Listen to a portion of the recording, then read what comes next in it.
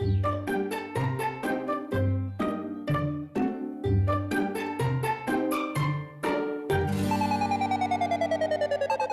जी, ई का होत रहा था ई घर में? ई कारपेट यहाँ दीवार पे काहे लागल हा? दीवार पर टंगे के थोड़ी ही चीज है ई कारपेट। जमीन पे बिछावे के चाहिए ना एकरा। आप लोग एकरा दीवार पे मत टंगिया, हाँ जमीन पे बिछा दिया। चला,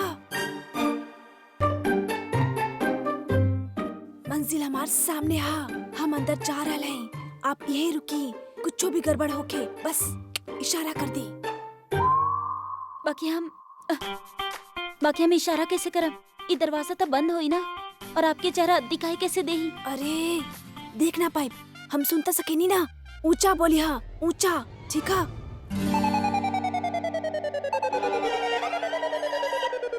आपका भाई बहुत बड़ा खतरा लेता नहीं, हमरा के बहुत डर लग रहा बा, कहीं फंस ना जाही। डर लग रहा आपके? हाँ। डरा डरत करिया, ठीक है?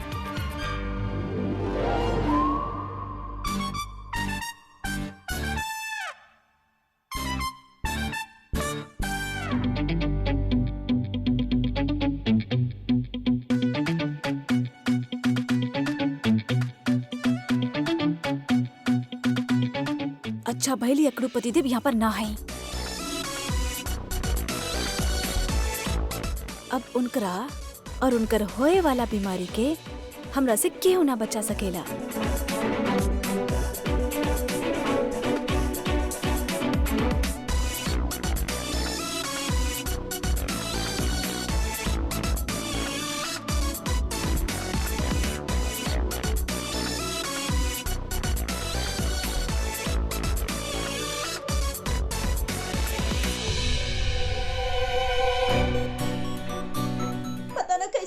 सब कुछ जल्दी कर दी देवरानी जी, आज तो मर गई नहीं। ठीक है, आवे के चाहिए और थोड़ा सिर भारी और उल्टी। हे देवी माँ, और इली आपके फेवरेट परफ्यूम।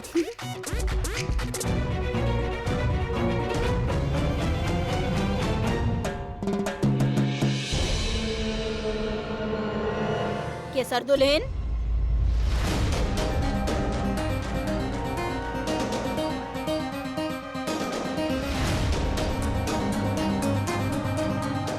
हे भगवान, ई कहीं देवरानी जी के भीतर जाते तो नहीं देख ले ली, और अगर देख ले हुई तो जरा सा शक भी हो गया था। अरे बाप रे, आज तो गई नहीं। हे भगवान बचा ले। केसर दुल्हन, जन काम तारा के देनी उठी कैलू की ना? हे भगवान, कहीं इनका पता तो न चल गए कि देवरानी जी का काम देले रही हमरा के। माँ जी तारा के काम देले रही ना? हाँ, तो तू ऐजा खड़ा खड़ा का करल बड़ू? तोहर काम नीचे रसोई घर में बाव जा। हाँ, हम रसोई में ही जात रहनी। हम सोचनी ई धूल मिट्टी साफ करके। हाँ बस बस बस, समझ गए नी। जल्दी रसोई घर में आवा। हे भगवान, बचा लेनी।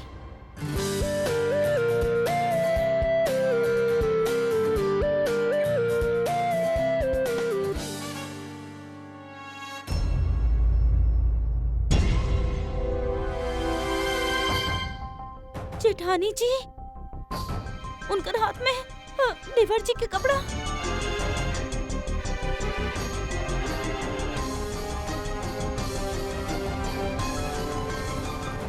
जेठानी जी, एक मिनट। तू हमके बुला रहा हो? हाँ जेठानी जी, एक मिनट। ऐसे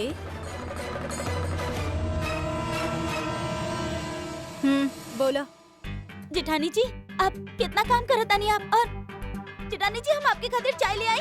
अरे केसर, इतना चिल्ला काहे रहा हो? ये पागल तना हमार दिमाग भी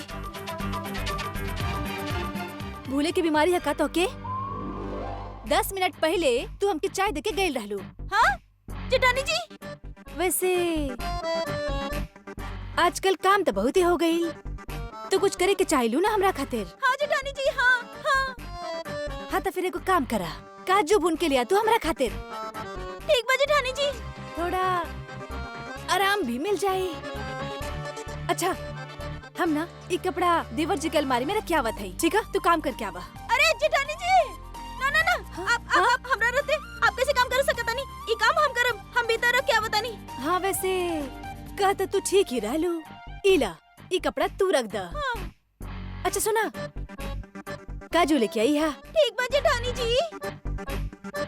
अपन ध्यान रखा उर्मी, वरना तू तो पागल हो जाइबू।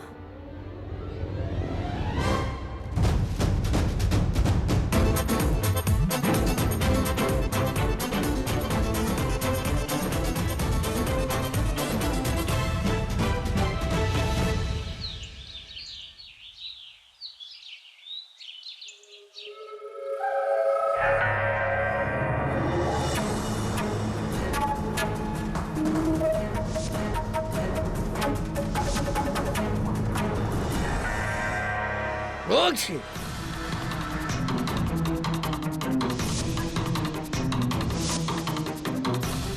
Roxy!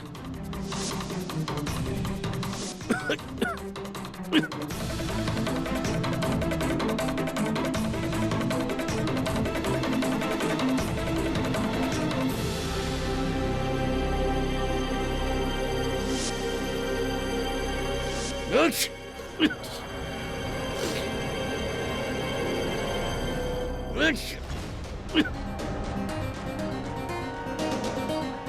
का भइल? अरे बेटा जी, का हो गइल? कुछ ना अम्मा जी। तू इतना चीख रहल बाड़ा, तबे ठीक नहीं खे का? अरे अम्मा जी वो तो अरे देवर जी, आपके छींक, अरे शैम्पू हो गइल बा तहरा के। देवर जी, उ टीवी में दिखावत रहले ई जोन बीमारी बा ना, ओकरा से पहले जुकाम होकेला, फिर छींक आवेला और फिर बुखार आ जाला, और ई बहुत खतरनाक बीमारी बतावत रहले। अरे भाभी जी ऐसा कुछ ना बा, ऐसा कुछ ना होके। और वो टीवी पे सब बकवास करेले, ऐसा कुछ नहीं। हम बिल्कुल ठीक बानी, एकदम सही बानी। ना ना, तू एक काम करा, डॉक्टर के फोन करा। अरे कुछ ना होई, दवाई दे दी ना। अरे अम्मा तू जी, फोन करा अरे ओकरा के जुकाम जल्दी। आवत बस ठीक बा, और कुछ नहीं के, हम तू ठीक बानी। फोन लगावा। अरे पर हमार बात अरे सुनो। तू फोन लगावा ना, पूछा। कैसन है आप? हाथ के घाव भरल ना? अरे हाँ हाँ वो तो ठीक बा डॉक्टर साहब। हमके पता करे के बा आपसे कुछ वो आजकल वो का चलत बा वो साइन शू साइन शैम्पू। अरे वो बीमारी जौन फैलल बा पूरा शहर में, ओकरा बारे में पता करे के बा। का लक्षण होखेला ओकर? Swine flu? देखिए कंफर्म करे में समय लगा था, पर आप काहे चिंता कर रहा है? आपके घर में इतना होशियार मेडिकल स्टूडेंट भी है, सिम्टम्स के बारे में तो वह आपके बता दी। हाँ ठीक बा डॉक्टर साहब, हमनी के ना पता करे के बा। संभल के, का कहले डॉक्टर? अब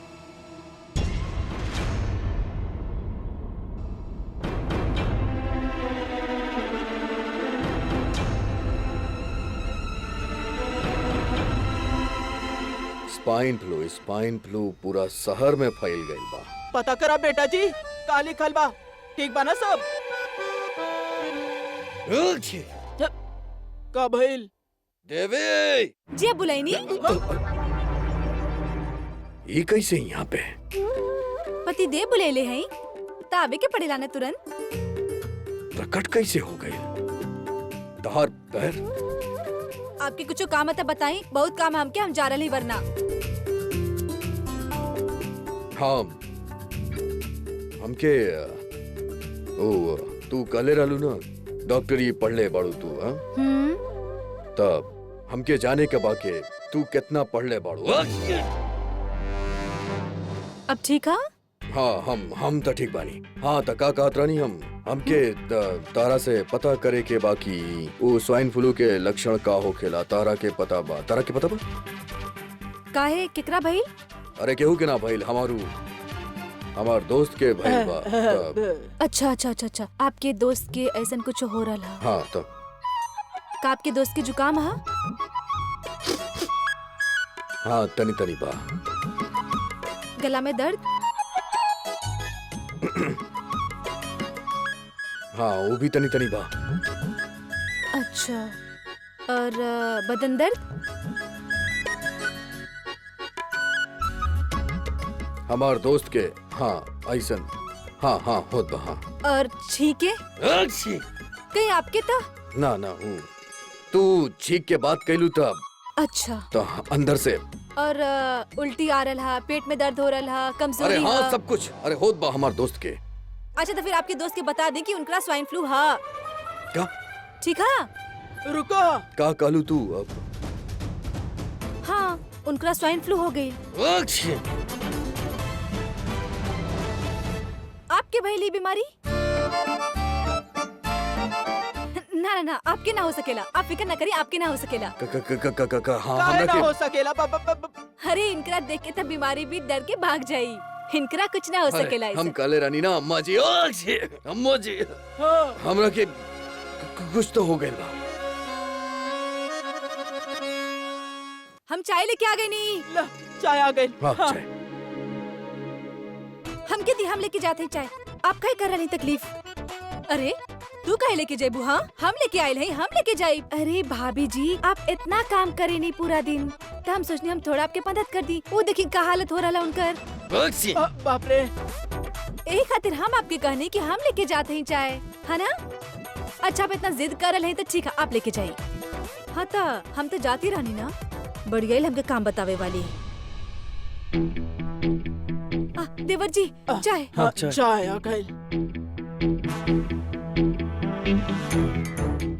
अदरक डालल बा। अदरक डल्ले पड़ू ना। हाँ पिया।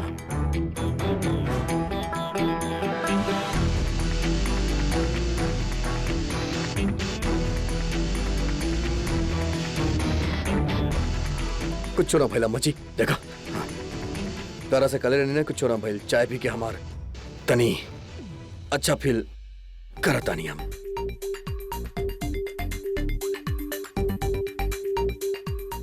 का होत बा? का इच्छा का हो रहल बा? हमरा के कुछ और लागत बा।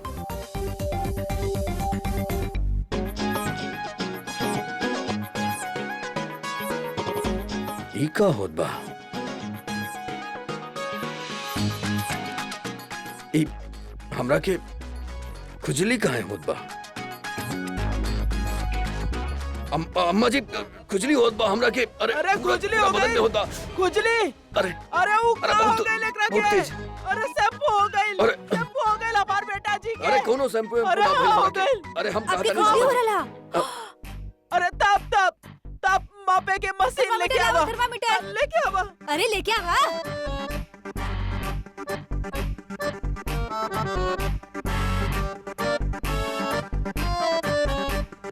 कितना भइल बा? टाइम लगा था अम्मा जी, रुकी रुकी।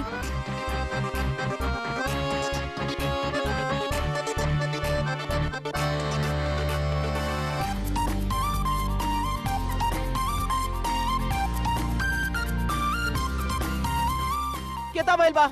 103। 103।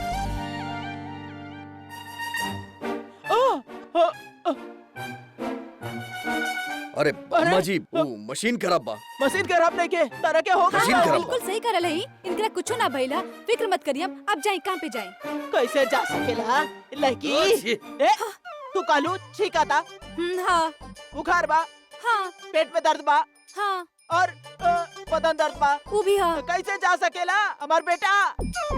अरे ओकरा के वो का बोलता? और शैम्पू हो गइल बा, शैम्पू हो अरे गइल। कुछ ना भइल बा हमके अम्मा जी। देखा तू तो चाहेलू हमार लड़का ऐसा बीमार होके तकलीफ में होके कहीं न जाई। आज तू कहीं न जाइब। चलो तू आराम चलिए कर। चलिए देवर जी चलिए। तू हमरा साथे चला। तरह के हो गइल बना वो शैम्पू हो गइल तरह के। हाँ हाँ तो कैसे जाइबा तू? चला चलिए चलिए। चला चल के तू अरे, आराम करा। अम्मा जी। चला। अरे देवर जी चक्कर भी आ रहा बा।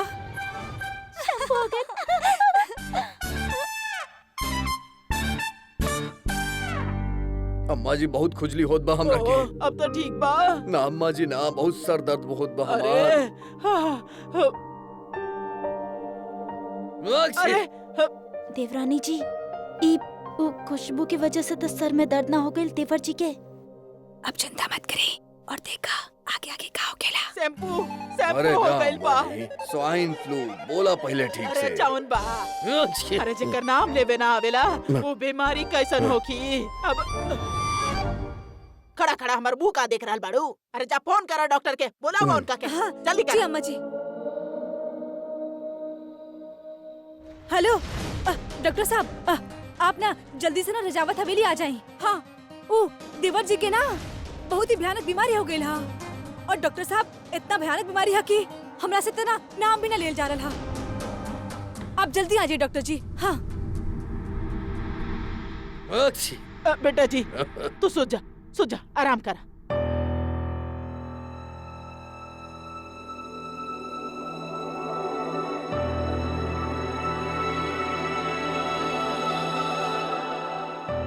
एक साथ इतना सारा बीमारी हमरा के। रुका, हम जान गइल बानी तो हारी रहता। हमार हो तो के आपकी चिंता करे की जरूरत ना। हाँ, अब देखी ना हम का लाइले हैं। हम ई लाइल हैं इनकरा खातिर बगीचा से ताजा ताजा। अब आप देखी डॉक्टर आवे तक एकरा से इनकरा कितना आराम मिली। कोनो जरूरत नहीं के, जाना तानी तो हार होशियारी। ढोंग करे के आदत ना छूटी तोहरा से।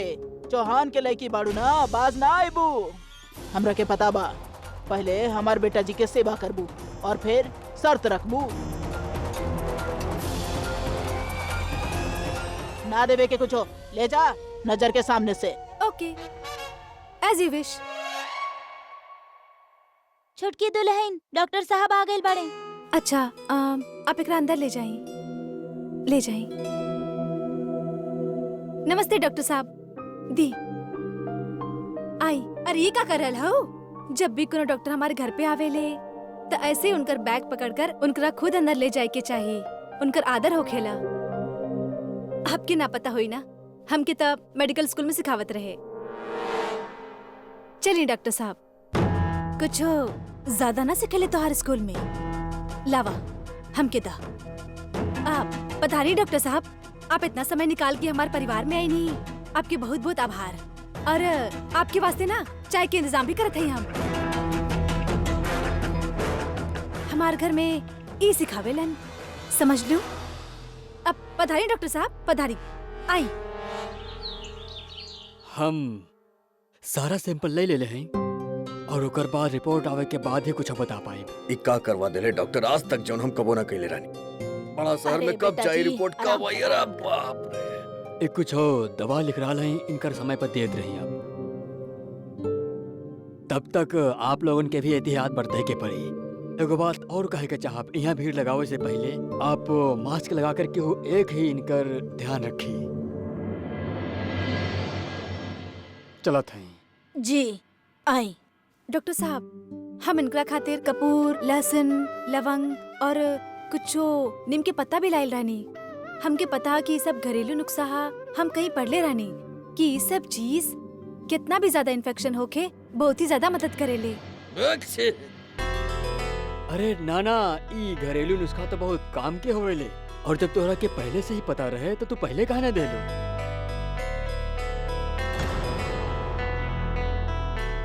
अम्मा जी आप फिक्र छोड़ी, आपके घर में इतना होनहार मेडिकल स्टूडेंट बाड़ी त इनकर राहत ई घर में बीमारी कबो टिक भी ना सकेली। जाना तानी। अच्छा चला था। और हाँ, एगो बात फिर बता देते हैं, अगर इनकर छींक आ रहा है तो आप लोग इनकरा से दूर रही। ई बीमारी छुआछूत से फैलेली। तो यह बताओ कि चाहब कि इनकर दवा देवे से पहले या इनकर आसपास आवे से पहले आप मास्क और ग्लव्स के इस्तेमाल कर लिया। अरे अम्मा जी, बेटा जी ई डॉक्टर साहब कौन इंजेक्शन देले बाड़े? तू आराम से अरे सो नशा जा। होत बा हमरा के। डॉक्टर साहब, थैंक यू सो मच हमार बात सुने खातिर और हमार साथ देवे खातिर। पधारी डॉक्टर साहब, पधारी पधारी। डॉक्टर साहब एक्चुअली हमके आपसे बहुत ही जरूरी बात करे के रहे, एक खातिर इनका भेज देनी। डॉक्टर साहब, हमके आपकी मदद चाहिए। हमके पता है कि एगो डॉक्टर खातिर पेशेंट की हालत के बारे में गलत जानकारी देवे सही ना होखेला, पर हमार यकीन करी जो हम आपसे कहे वाला है वो मेडिकल एथिक्स के खिलाफ ना हा। ओकरा से केहू के भी नुकसान ना होई। जौन तरह तू अधिराज के हाथ पर जहर के असर ना होवे देलू और अम्मा जी के तबीयत बिगड़े पे ओकर अच्छा से हैंडल कैलू, सो आई वॉज वेरी इम्प्रेस्ड। हम तोहरा पे पूरा भरोसा कैनी। हमके पूरा विश्वास रहे कि तू जौन भी करबू वो सबके भलाई के खातिर होई। और बिटिया आपन भी ध्यान रखिया। जी thank you so much. Injection में का डाल दलस, नशा हो गइल बा। अरे सोचा। हमरा के बहुत जलन होत बा। उर्मी तरह के को काम करे के बा। एक बात ध्यान से सुन ला, आज से हमार बेटा जी के ध्यान तू रखबू, समझ लू? हाँ जी अम्मा जी। यह कोनो कहे के बात है अम्मा जी। हम तो वैसे भी अपना से भी ज्यादा ध्यान रखत है देवर जी के। हाँ, और अब तो सिवा में कोनो कमी ना करी उर्मी, सच्ची। हाँ, ई बढ़िया बा। हम दवाई की व्यवस्था करके आवतानी। हाँ लड़की, तू ऐजा ना आइबू, समझ लू?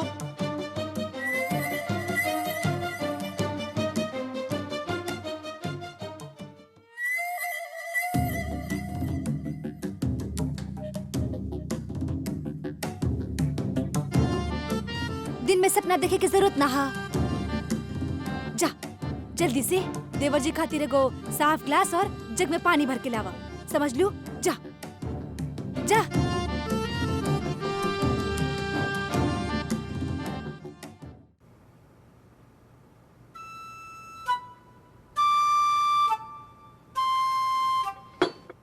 बड़की जेठानी जी, हम सोचनी आपके बता दी, ई जे दवाई है ना, ई रात के एकरा गलती से भी सुबह मत दिया, एकरा शाम के मत दिया और ई कल सुबह के हा। तो याद रखिया, रात वाली की जगह ई मत दिया और सुबह वाली की जगह ई बिल्कुल मत दिया।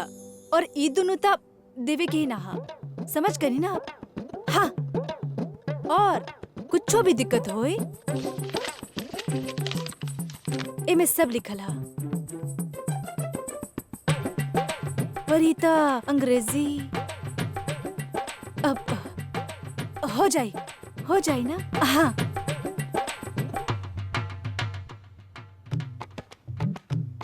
पानी रखे आयल रहनी।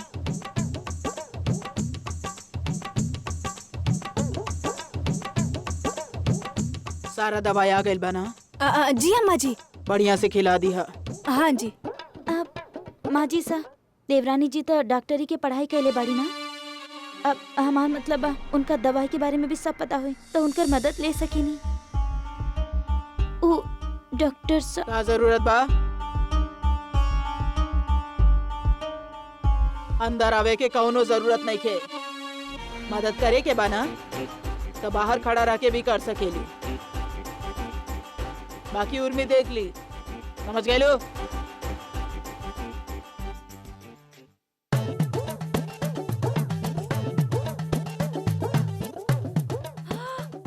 हे भगवान, का हो गई?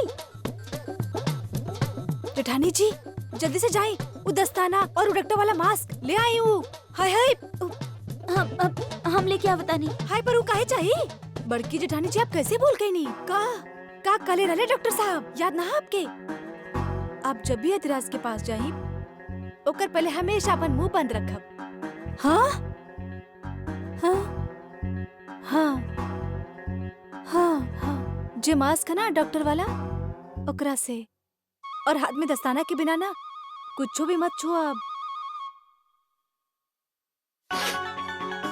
ये बीमारी ना, का बताई आपके, ये ना होए कि वो तो ठीक हो जाए पर आप बिस्तर पकड़ ली है। कुछो भी बोला था, ऐसा कुछो ना होई।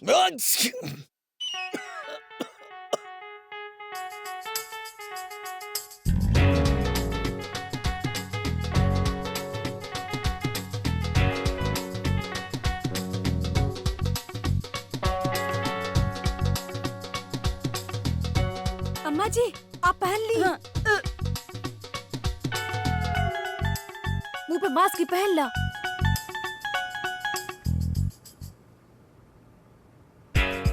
पहन ले ली। हाँ पहन ले ली।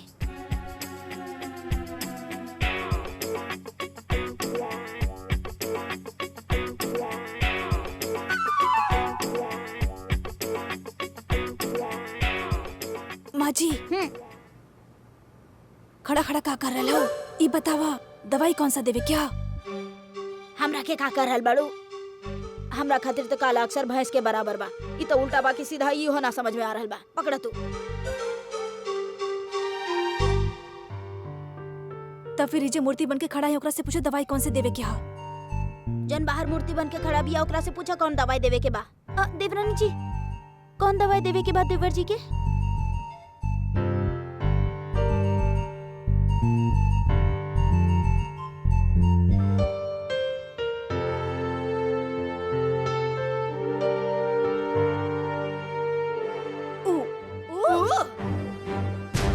ई ना ई ना ना ना ना उहो ना ई ना उहो ना। हाँ मिल गई हाँ मिल गई दवाई मिल गई हाँ मिल गई।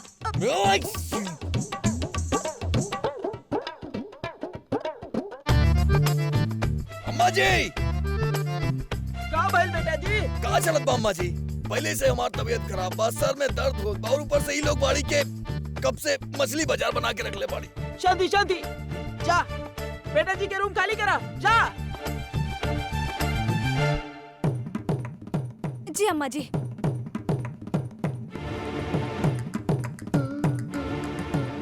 की रुको। तू ना चौहान के लड़की इधर आवा। आई अंदर।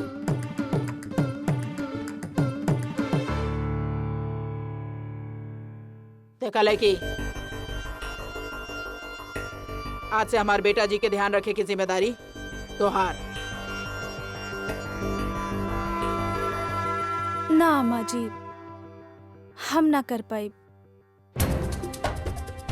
ढोंगी तो करेलू, बड़की पतिव्रता होके के जब जिम्मेदारी आयल बा तब पीछे हट रहल बाड़ू। कैसन दुल्हन बाड़ू तू? कैसन पत्नी? कौन सी पत्नी? ये तो कले रहले यहाँ ही आप ही के सामने कले रहले ना अम्मा जी। अब ये हम क्या अपन पत्नी ना माने लेता तक कौन अक्से हम इनकर सेवा करी। जानता नहीं, सौदा कहले बिना तू मदद ना करबो। एक हाथ ल एक हाथ द, यह भाषा समझेलू तू त ठीक बा। हमार बेटा जी से ज्यादा केहू नहीं खे हमरा खातिर। मांगा तारा के जौन मांगे के बना मांग ला, बाकी याद रखिया अपन औकात से ज्यादा ना मांगिया, न तो भुगते के तो हर परिवार के पड़ी। अब बोला का चाहिए तारा के? हमके कुछो भी ना चाहिए अम्मा जी, सिर्फ ई हक चाहिए कि हम अपन देवी माँ के मूर्ति ई कमरा के ईशान कोर में स्थापित कर सके। और हमके ना लागत था कि एमे आपके कोनो इतराज होई।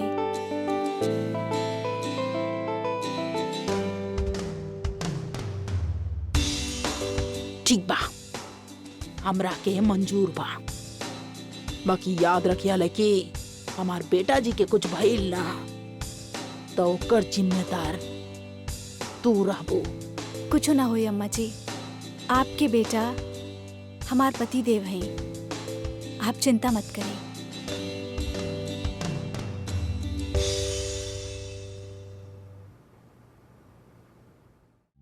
स्वाइन फ्लू के ड्रामा में उनकरा फंसा देनी, परी फंसे फसावे में हमार देवी माँ के उनकरा सही जगह पर जाए के मौका मिल गई।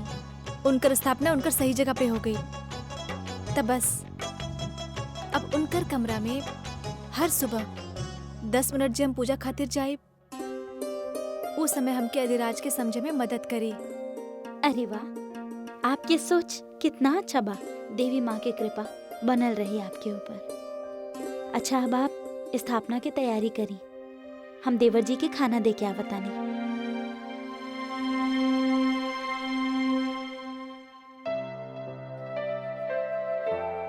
का भेल मिस्टर छोटा अधिराज, तू हो कुछ पूछे के चाहत बाड़ा हमरा से? तू जानत बाड़ा हम का मानत है? जीवन में कोनो भी इंसान सही या गलत ना होवेला, हालात और वक्त ओकरा अच्छा या बुरा बनावेला। त अब उहे हालात के जाने के हा हमके, वो हालात के जाने के हा जे एगो इंसान के राक्षस बना देहलस।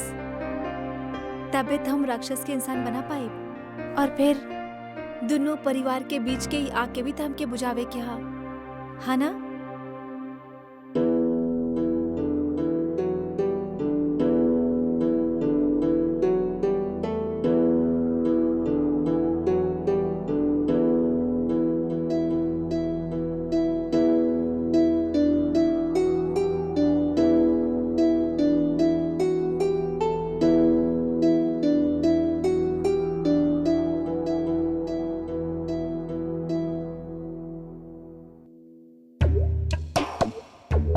अब आप निकाल सके नहीं का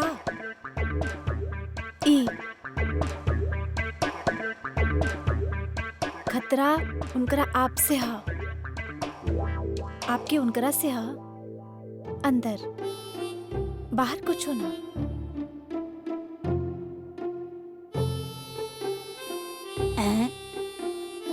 का करके गईलू लेकी का पता।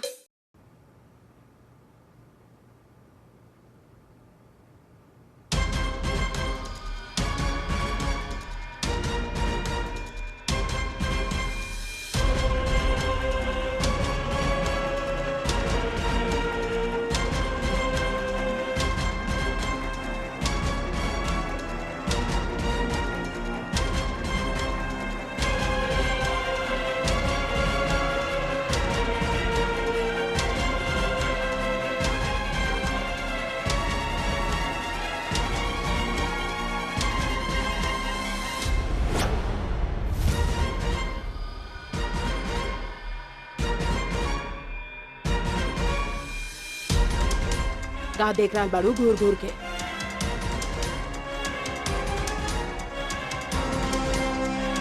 ईशान कौन कहले रहलू ना तो स्थापित कर दा। वहाँ नीचे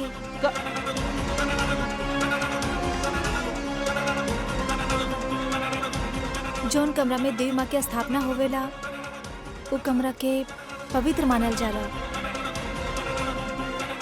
और पवित्र जगह पे ऐसे ना पवित्र चीज ई बोतल के यहाँ से बाहर जाए के पड़ी अम्मा जी।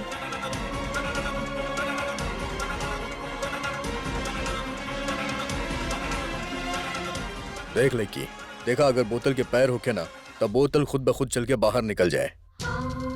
और अपन मुंह बंद रखा, ये हमार कमरा बा और हमरा कमरा रही। जौन चीज हम चाहबू बाहर जाई और जौन चीज ना चाहबू ना जाई। ये बोतल यहाँ से ना हिली है। और सबसे बड़ बात, अम्मा जी के मान रखे खातिर तारा के परमिशन देले बानी, माता के मूर्ति के स्थापना खातिर, और कुछ ना। अम्मा जी आप वादा कैले रहनी कि ई कमरा में हम मूर्ति के स्थापित कर सकत हैं। का आपके मंजूर है कि देवी माँ की स्थापना ऐसन जगह पे होए जहाँ पर शराब की बोतल है?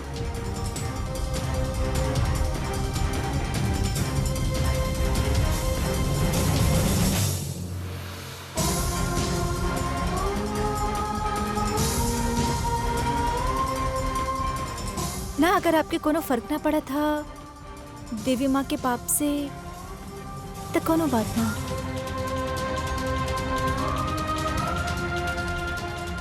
सुना, ये सारा सामान बाहर निकाल दा।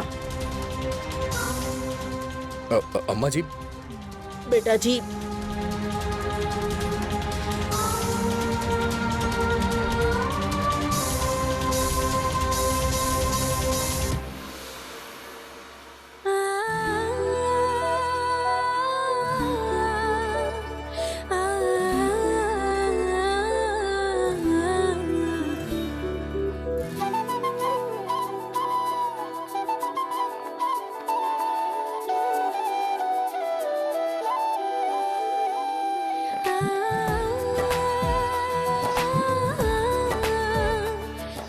आप खुश? थैंक यू अम्मा जी।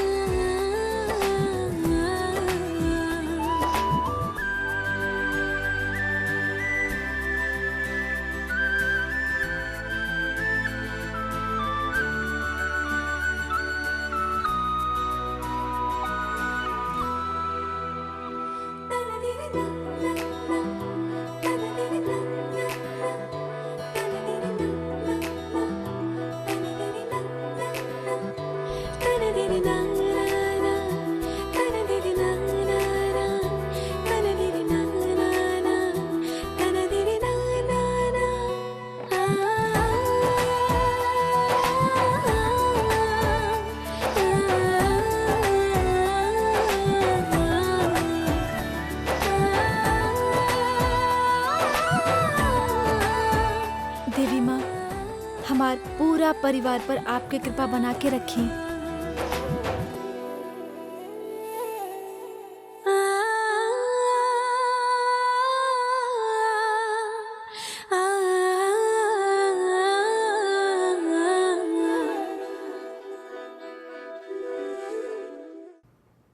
बहुत तेज जा रहल बाड़ी हो लेकी, घर में सबके काबू से बाहर हो जाई और हमार अधिक के अपन काबू में कर ली। सुन रहा हो माँ जी, जे चीज कही कि हम अपन अधिक के करीब जावे के चाहत रही ना, अब ऊ जा रहल बाड़ी। ए लड़की, तू न जरूरत से ज्यादा परेशान हो रहल बाड़ू। अरे काहे इतना सोच सोच के अपन दिमाग खराब कर रहल बाड़ू? वो बाबू साहब ऐसन बीमारी के हालत में अपना आप के ना देख सकेले तो वो लड़की के का देखी है? अब बाबू साहब के तबीयत ठीक और होने लड़की कमरा से बुर्र, है ना? लड़की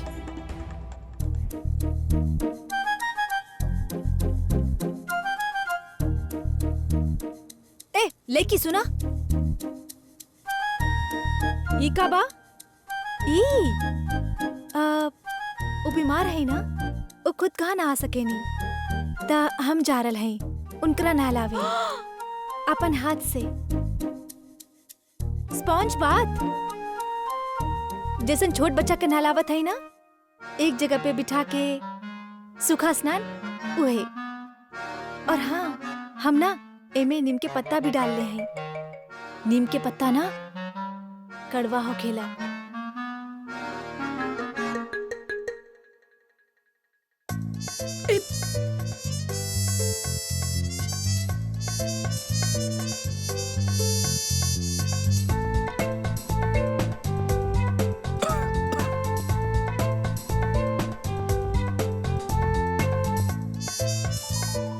ठीक है बा। 1 मिनट पकड़ी।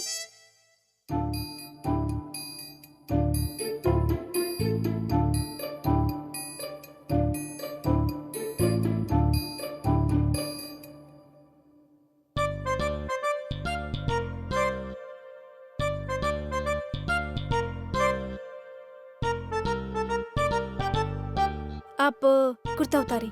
का? स्पॉन्ज बात करवावे क्या? हमके कुछ ना करे के बा। अम्मा जी के आदेश है ना कि आपके देखभाल करे के हा, तो यही खातिर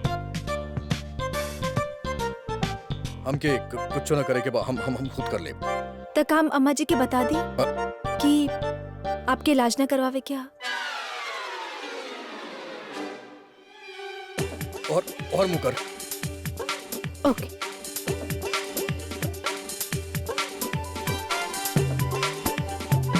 और यहाँ देखे के जरूरत नहीं है। हम कहनी हर देखे हर ना देखे के बा।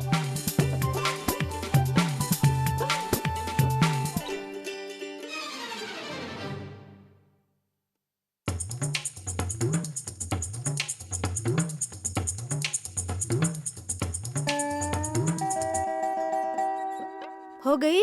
अरे हमार हाथ फंस गइल बा, ई देखा। अरे हमार सहायता करा ना। पर अभी तो मना कले रहे ना वहाँ देखे खातिर। अरे हम तारा मना कइले रहनी है ना देखे खातिर, लेकिन हम तारा से कहा तानी हमार हाथ फंस गइल बा। देखा यार, देखा जल्दी। अरे ई देखा।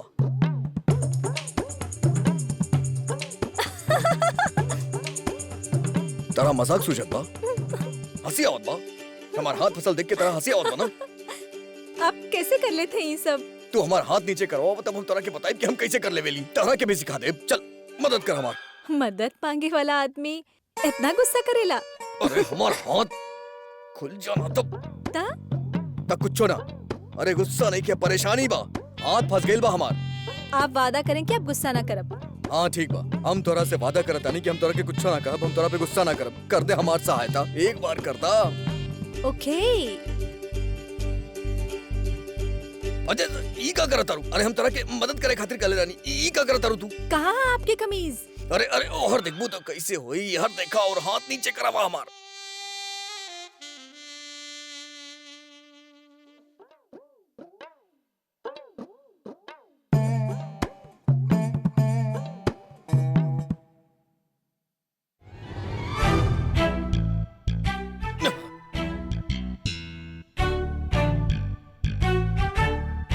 वैसे एगो बात बताई, ई त कमीज है ना, बटन होखेला, त आप ओकरा ऐसे कुर्ता के तरह ऊपर। अरे तेरा का जरूरत रहे कुर्ता बोले के?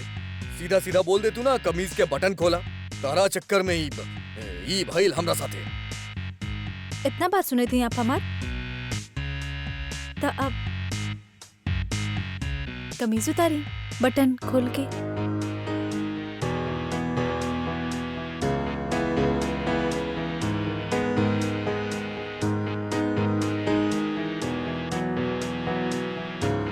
हो गई? हाँ हो गई, अब शुरू करबू।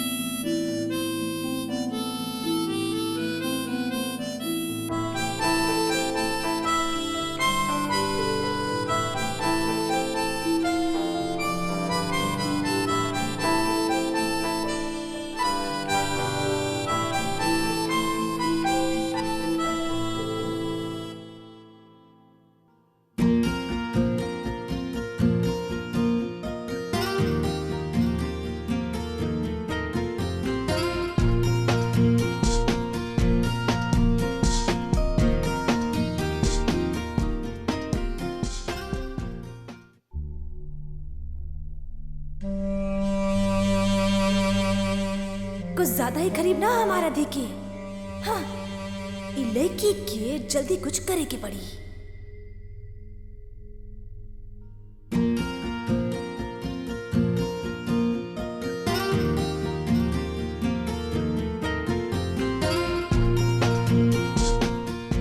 हो गई।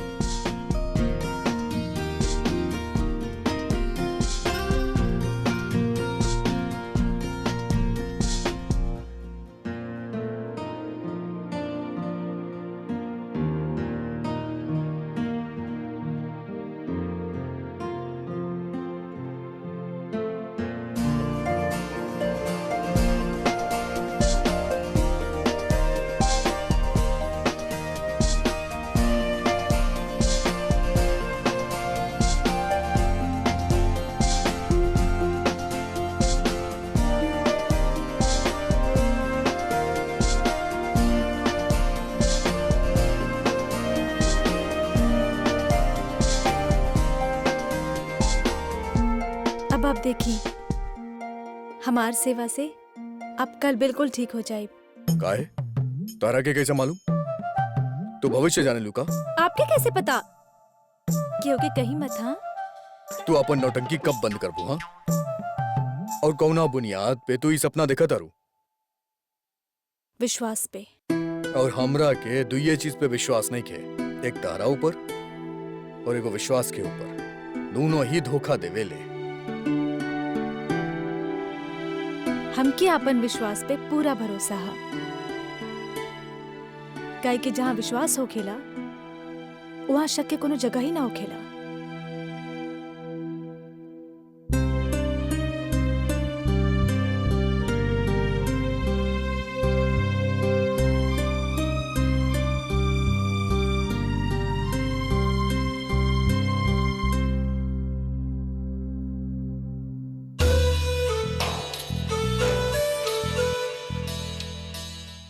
हाँ हाँ, तारा से ही करब। हाँ हाँ।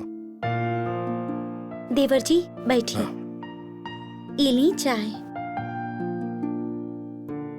अरे देवर जी, आपके देखे के कह सकेला कि आपके तबीयत खराब रहे। किस्मत बहुत ही अच्छा बा आपके। तो हर तकदीर खराब चल रहा और कोनो बात ना। हाँ तोहार तकदीर भी अच्छा हो सकेले। तोहार शादी होए वाला है, का पता तोहार होए वाला बीबी तोहार तकदीर बदल दे।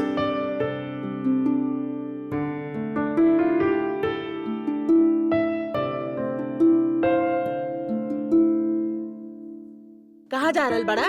अरे चला चला साथ में चाय पियल जाए। एगो चला जरूरी चला। काम करे के बा, हम करके आवत नहीं।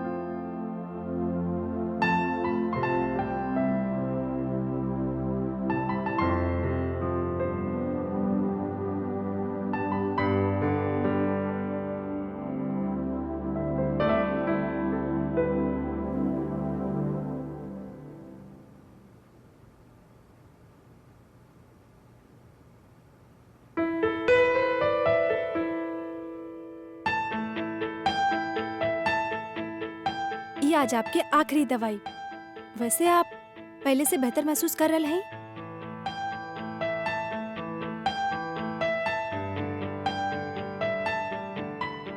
एगो बात कहे के रहे आपसे।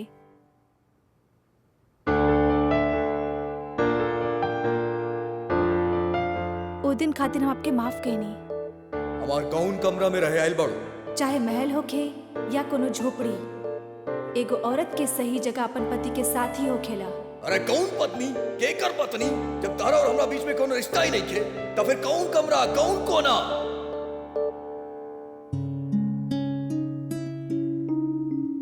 सब ना पर ज्यादातर मर्द के इहे लागेला कि शादी कर लेनी तो बस बन गईले पति परमेश्वर। गलत। जैसे एगो माँ अपन बच्चा के धीरे धीरे एगो अच्छा इंसान बनावे सिखावेली, वैसे ही एगो पत्नी अपन पति के समय के साथ साथ एगो अच्छा पति बने के सिखावेली। चिंता मत करी, आपके साथ आज ना तो कल आपके हमार अहमियत के एहसास जरूर हुई। एहसास हुई आपके वो बदलाव के जे आपके जीवन में हमार शादी के बाद आयल।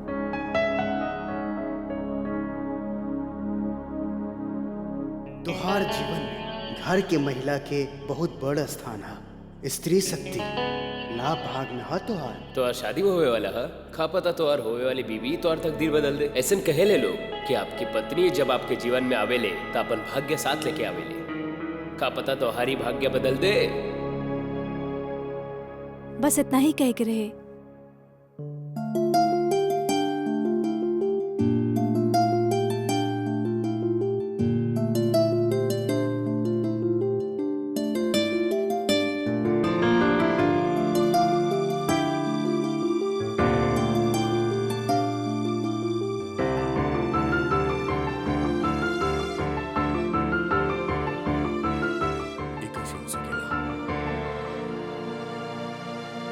चुना चौहान परिवार की वजह से हमारे परिवार के दुख और कितना संकट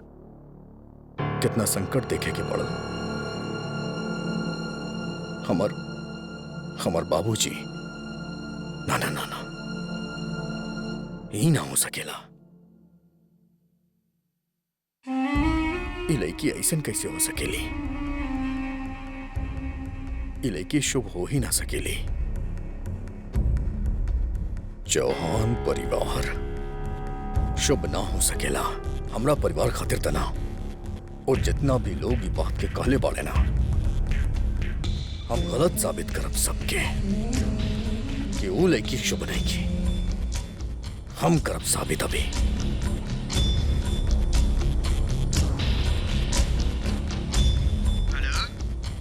हाँ विजय, हमके ये बताओ कि कौन कंपनी के शेयर सबसे ज्यादा खराब बा? देवगढ़ एक्सपोर्ट्स शेयर होल्डर्स की जिंदगी बर्बाद कर देले बा। सब पैसा डूबल समझो। एक काम कर, 1000 शेयर खरीद ले वो कंपनी के देवी चौहान के नाम से। पर ये तो बहुत घाटा का सौदा है। जितना हम तारा से कहा तानी उतना कर, मुनाफा और घाटा हमरा पे छोड़ दे। और एक बात हो, देवी चौहान के नाम से ना, ये शेयर तू खरीद देवी अधिराज रजावत के नाम से।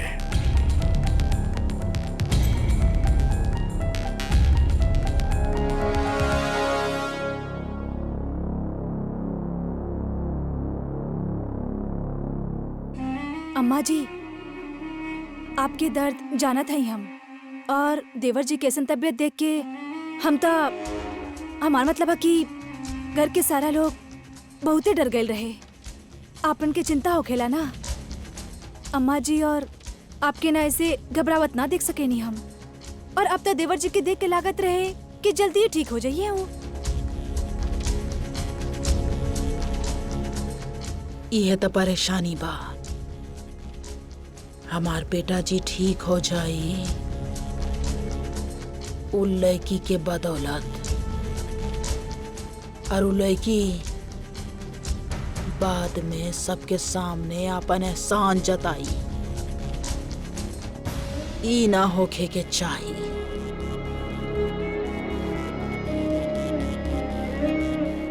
अम्मा जी कबो सोच ले ना रहनी कि कोनो चौहान रजावत की हवेली में ना सिर्फ रही बल्कि बस ही जाई।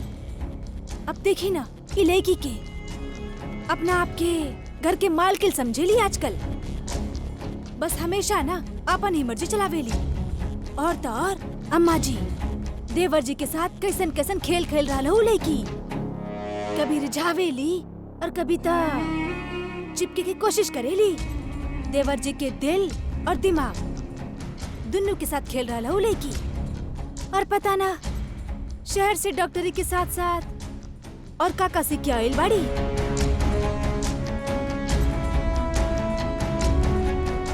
सबके इलाज करे खूब जाने ली ना लगी। बड़ी नौटंकी करके हमार बेटा जी के ख्याल रख रहल बाड़ी।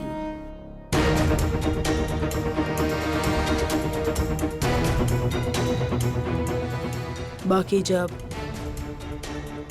उ लड़की खुद बीमार हो जाई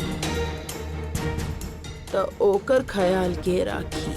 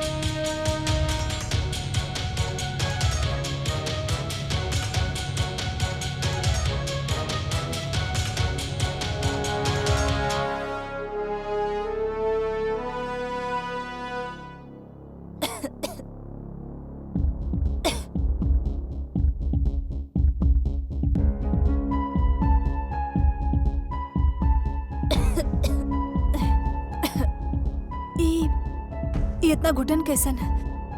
खिड़की भी ना यहाँ था।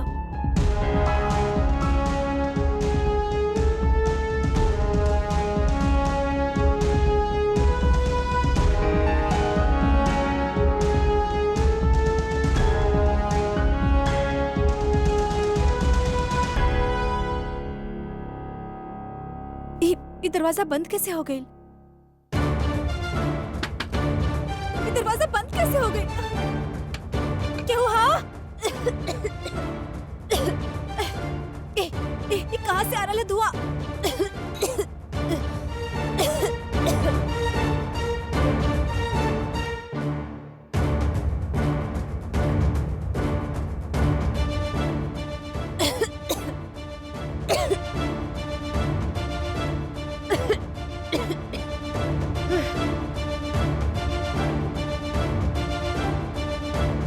बहुत इलाज करत फिरेलू ना।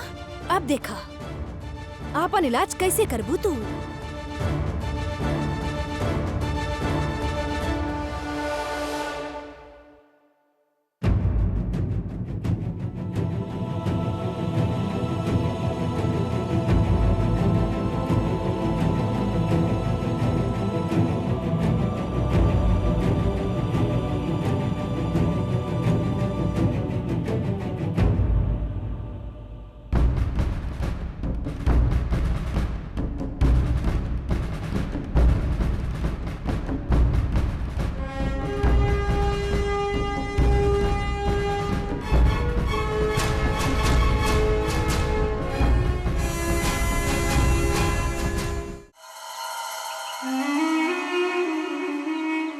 डॉक्टर नहीं बनत रही ना। हाँ। अब करा आपन इलाज घरेलू नुस्खा से।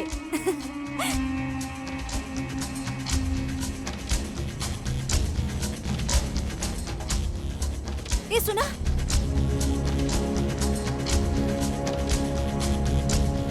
तू ठीक हो ना?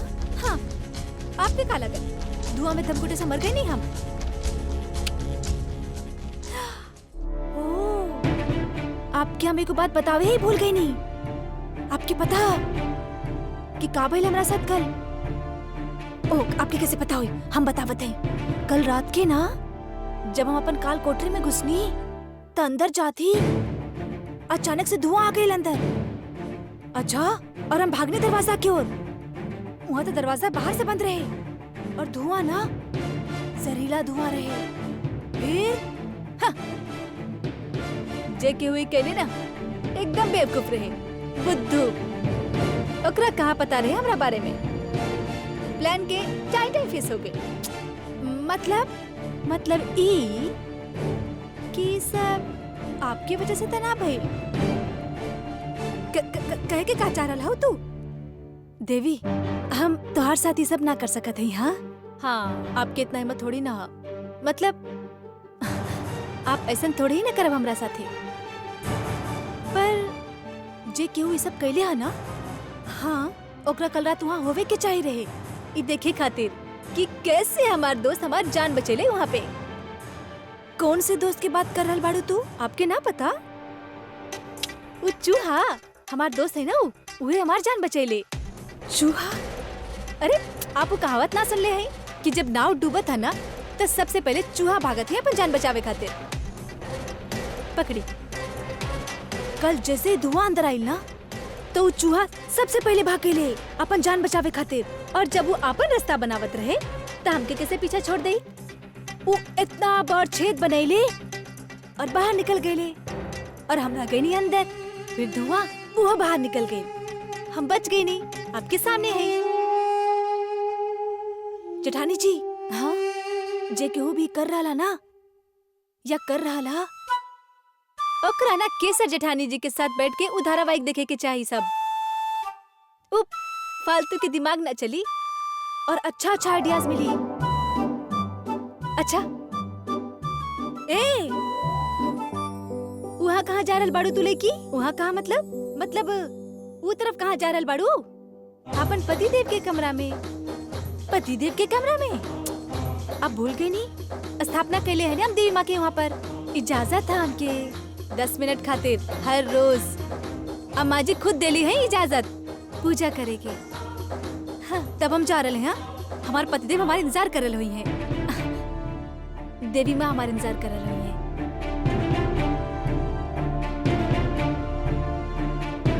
देवी माँ भी एकर इंतजार करत है। हमारे इंतजार तक क्यों ना करेले? अम्मा जी के बतावे के पड़ी।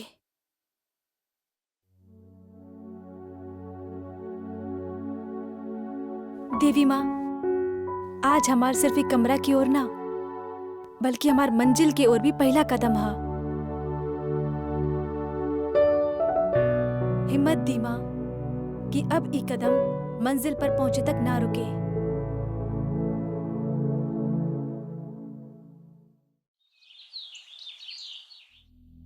अम्मा जी, हम बहुत कोशिश कईनी उ लड़की के सबक सिखावे के, पर उ लड़की देवर जी के कमरा में पूजा करे जा रहा। हमरा से ता कुछ ना भइल अम्मा जी। अब आप ही कुछ कर सके नहीं। चिंता करे के कोनो जरूरत नहीं के उर्मी, शांत हो जा। हमनी के कुछ नहीं के करे के। उ लड़की खुद के बंदोबस्त कर ले बड़ी। वो कैसे अम्मा जी? भूखा शेर के गुफा में अगर केहू जाई, कोनो भी इरादा से जाई, बनी तो शिकार ही। बेटा जी हमरा के रात के ही बतेले रहलेन।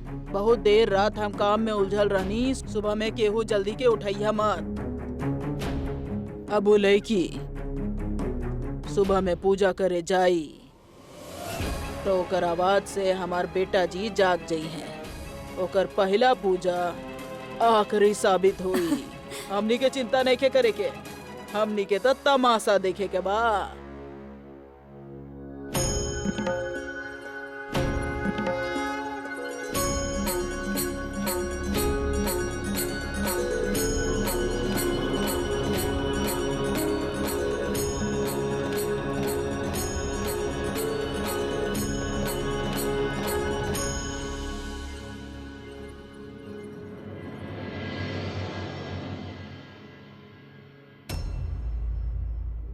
अभी तक सूत रहा है।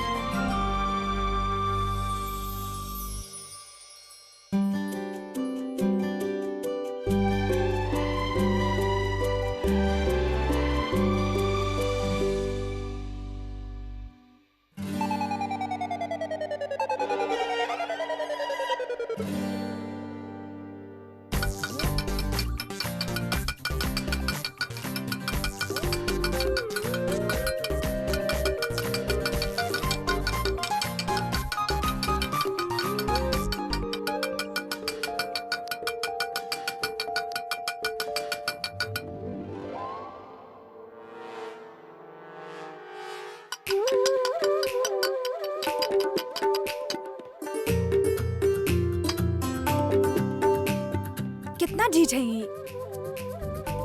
इनकरा का लग रहा हम इनकरा साथ खेल रहा है ना। ई त हम उनकरा जगावे खातिर कर रहे हैं, हम अपन पूजा कर सके, पर उठी ना रहा है।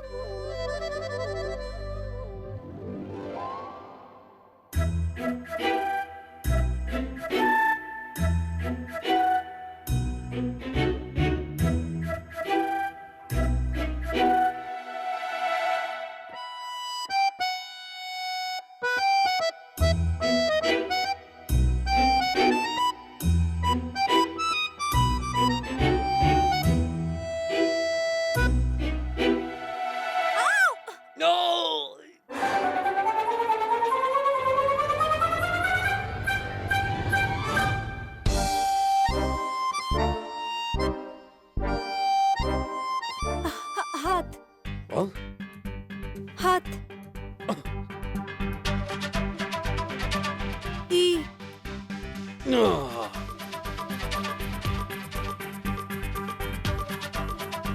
हो गई। तार हाथ छोड़ देनी। ओ पहले ये बताओ तू हमरा कमरा में क्या करता रू? ये सिर्फ आपके कमरा थोड़ी ही ना है, अभी हमारे देवी माँ के मंदिर भी था और हमें मंदिर के पुजारन अरे शुद्धिकरण करे आयल रहनी। तारा के सब करे खातिर के कलस? अम्मा जी हमके बकायदा इजाजत है यहाँ पूजा करे के, भूल गए नहीं आप? अम्मा जी कहले रहली ना, कोनो बात ना, कोनो बात ना। अरे कैसे कोनो बात ना, हमके भी तो तरह से कोनो बात कहे के बना कि हम आपसे दूर रहें। अब हम हाँ ना, ये बात नहीं के, बात कुछ और बा। बात ई बा के तू सरदर्द बाड़ू, तोहर चेहरा देख के ना हमार सर में दर्द हो खेला। एक मिनट, एक मिनट। अब का चाहिए तरह के? आप वापस सूत कहे रहा है? काहे? अरे नहाए जाएं, शुद्धिकरण करे क्या ना? आप शुद्ध होवे जा रहे हैं कि हम यहीं पे पूरा शुद्ध? आपके का लागत था? ये सब हम अपना खातिर कर रहे हैं, हमके का फायदा है ये सब करके? ये सब हम आपके खातिर, पूरा परिवार खातिर कर रहे हैं, आपके खुशहाली खातिर, परिवार के खुशहाली खातिर, ताकि सबके ही एक लाभ मिले। हमार जीवन में ये सब से कुछ ना बदले वाला है, ये हमके पता है। और हमके ये बात के ज्यादा फिक्र है कि आप अपन अम्मा जी से वादा कैले हैं और हम अपन माँ से, दोनों के ही वादा अधूरा। अरे बस कर लड़की, बस कर। तू के बाड़ू? तू डॉक्टर नहीं बाड़ू या फिर टीचर? जब देखा तब भाषण देत रहे लू, हमके तहार भाषण ना सुने के बा। समझ गए नहीं कि और बोली? हाँ समझ में आ गए। हम जाता नहीं नहाए, लेकिन पर भाषण शुरू मत कर। हमार तौलिया, अरे तौलिया कहाँ बा हमार? ये लड़की तो नाक में दम कर देली हमार, सवेरे सवेरे हमार कमरा में आके।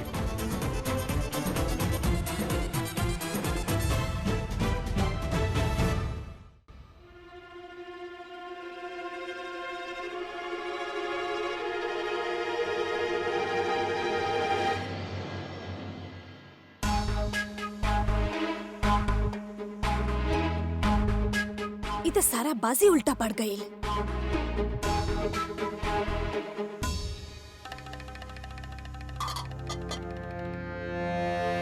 अम्मा जी, ओ शिकार खुद चल के भूखा शेर के गुफा में गई तो जरूर रहे, पर आपके शेर तो शाकाहारी निकलल।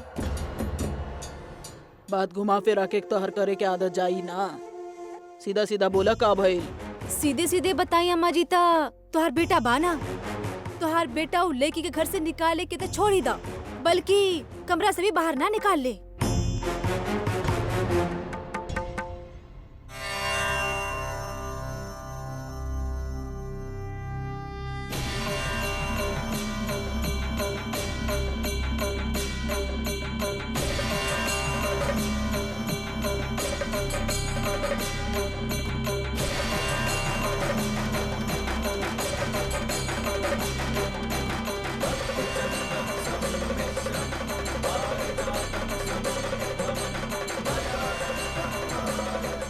माँ, आपके आशीर्वाद से हम आज इतना बड़ा कदम लेवे में कामयाब रहने। हमके आशीर्वाद दी कि इहे तरह जिंदगी के हर पड़ाव हम पार कर सकी। हमके लागत रहे कि कम से कम देवर जी चिल्लाई है जरूर, पर ना, कुछ ना भइल। लड़की की सजा भी ना देले, बल्कि उस लड़की के कहे पे देवर जी तो जल्दी नहावे भी चल गईले। अब तो जाके देखे के ही पड़ी कि उल्टी गंगा बह कहाँ से रहल बा।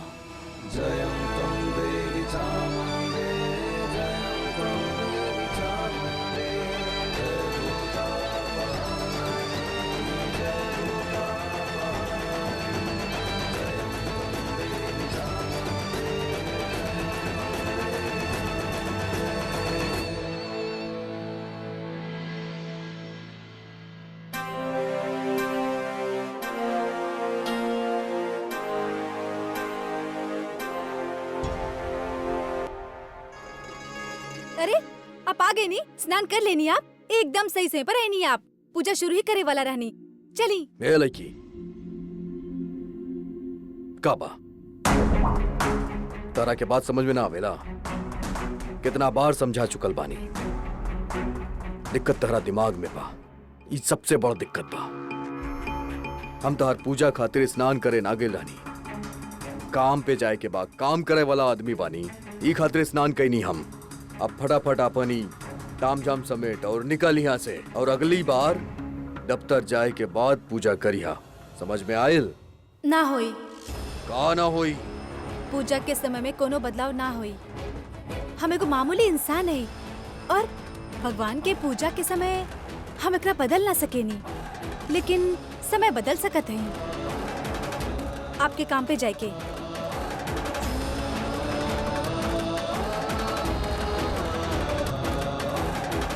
भगवान, इंसान,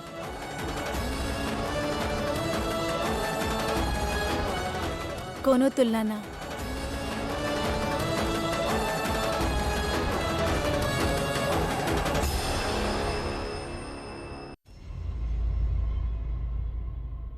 भगवान, इंसान।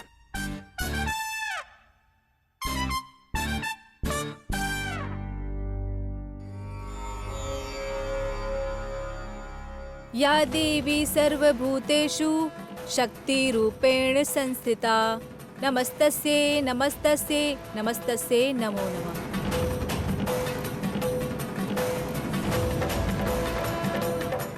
या देवी सर्वभूतेषु श्रद्धारूपेण संस्थिता, नमस्तस्यै नमस्तस्यै नमस्तस्यै नमो नमः। या देवी सर्वभूतेषु श्रद्धारूपेण संस्थिता।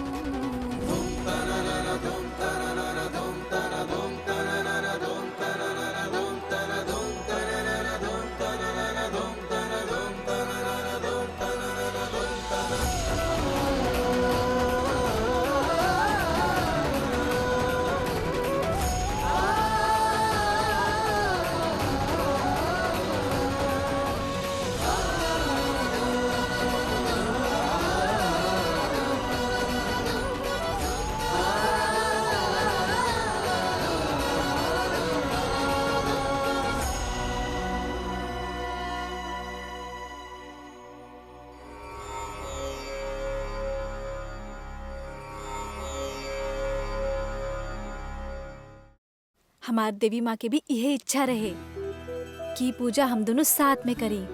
और देखी देवी माँ की जौन इच्छा होखेला वो कुछ भी करके पूरा ही होता।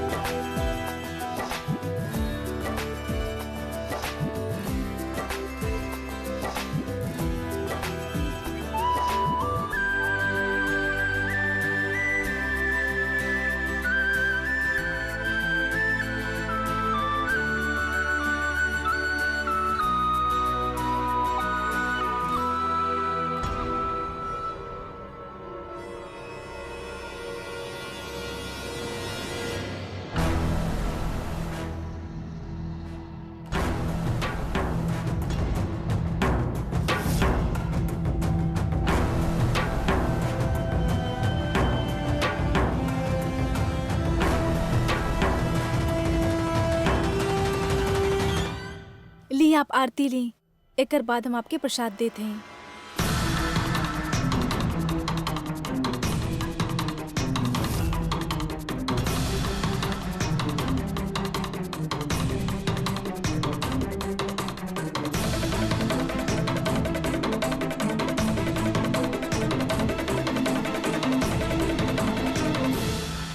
मालिक जी चाय। ई कोनो चाय लाए के वक्त बा? का टाइम हो गइल बा? हमार काम पे जाए के वक्त हो गइल बा और चाय अब आवत बा। और ई का के लगेले सिहा? हमके पता करे के बा कि ई के लगेलस। अभी के अभी अब यहाँ खड़ा होके हमार मुंह देखबू?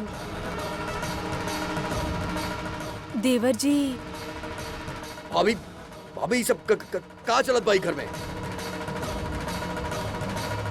छोट से काम ना होखेला यहाँ पे। बेटा जी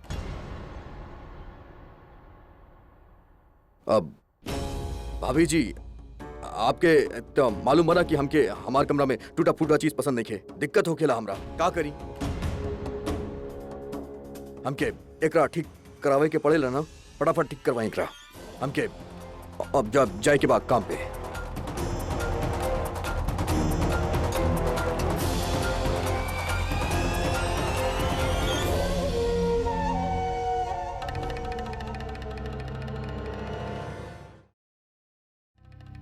देखी था अम्मा जी,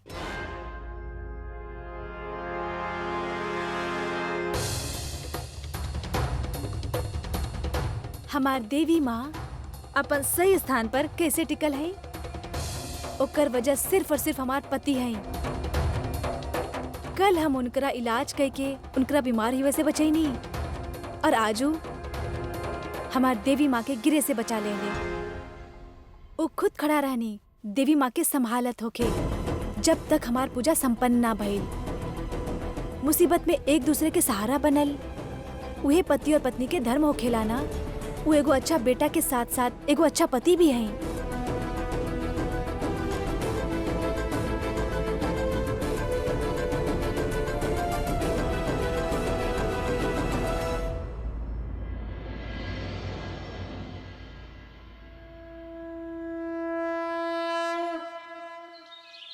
देवरानी जी आज तो आप कमाल ही कर देनी। पता ना हम कहे ना बोल पावे नहीं सब। एगो कप चाय मिल सकेला का? हम बैठ सकते हैं? Of course. Thank you. ये भी कोनो वक्त बा चाय पिए के? चाय पिए के भी कोनो टाइम होखेला?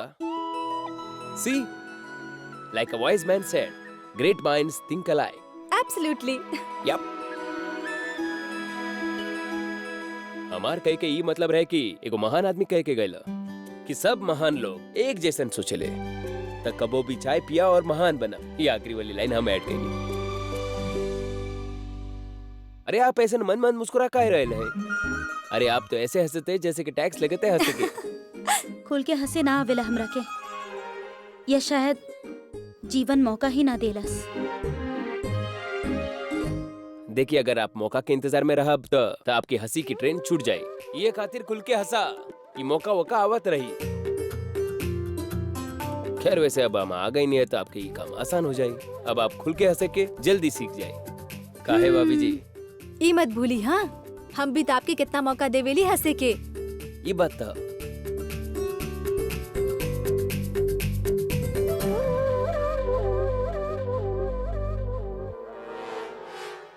अम्मा जी, वो केसर बहू, वो आपके केसर बहू तो गई आपके हाथ से। हम अपन आँख से देखनी है, वो देवी और देवर जी के साथ में देखिए ऐसा खुश होवत रहे, ऐसा दांत फाड़त रही ना कि अम्मा जी अपन खुशी का काबू ही न कर पावत रहे। हाँ, वो चौहान के लड़की के साथ साथ रह के केसर दुल्हन अपन आपा खो बैठली। अब तो हम ऊ चौहान के लड़की के देखा।